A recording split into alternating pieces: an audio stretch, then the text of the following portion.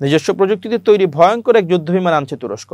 কান নামে পরিচালিত আলোচিত যুদ্ধবিমান প্রকল্পের দারুণ অগ্রগতি অর্জন করেছে দেশটি। এই মুহূর্তে তাদের 3টি প্রোটোটাইপ আছে, যার মধ্যে 2টি আকাশে উঠতে যাচ্ছে 2026 সালের এপ্রিল থেকে। টার্কিশ এরোস্পেস ইনকর্পোরেটেডের প্রধান মেহমেত ডেমিরোগ্লু শুক্রবার 25 এপ্রিল তথ্য জানিয়েছে। খবর আনাদোলু নিউজ এজেন্সির। আন্তর্জাতিক প্রতিরক্ষা শিল্প মেলা IDEF 2025-এর অংশ হিসেবে আনাদোলুর প্রযুক্তি ডেস্কে বক্তব্য রাখতে গিয়ে মেহমেত ডেমিরোগ্লু বলেন, 2024 সালে প্রথম উড্ডয়ন করা কান একটি উচ্চ পর্যায়ে চলে গেছে।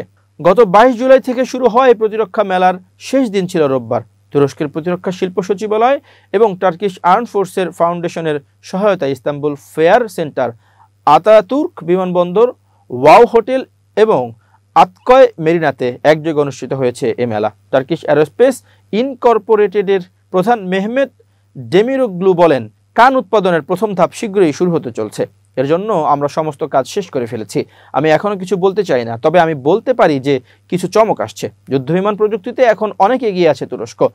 তিনি আরও বলেন, আমরা কানকে কেবল একটি বিমান প্রকল্প হিসেবে দেখি না। কান একটি দেশের প্রতিরক্ষা শিল্পের শীর্ষে পৌঁছানোর দিকে অদম্য যাত্রা। মূলত প্রতিরক্ষা বাহিনী থেকে যুক্তরাষ্ট্রের তৈরি F-16 যুদ্ধবিমান বহর ধীরে ধীরে সরিয়ে ফেলার পরিকল্পনা করছে তুরস্ক। এরই অংশ হিসেবে 5ম প্রজন্মের স্টেলথ বিমান অত্যাধুনিক রাডার ব্যবস্থা ফাঁকি দিতে সক্ষম নির্মাণে হাত দিয়েছে দেশটি। 2023 সালে শুরু এই প্রকল্পের নাম কান রেখেছে তুরস্কের প্রেসিডেন্ট রিসেপ তাইয়েপ এরদোয়ান।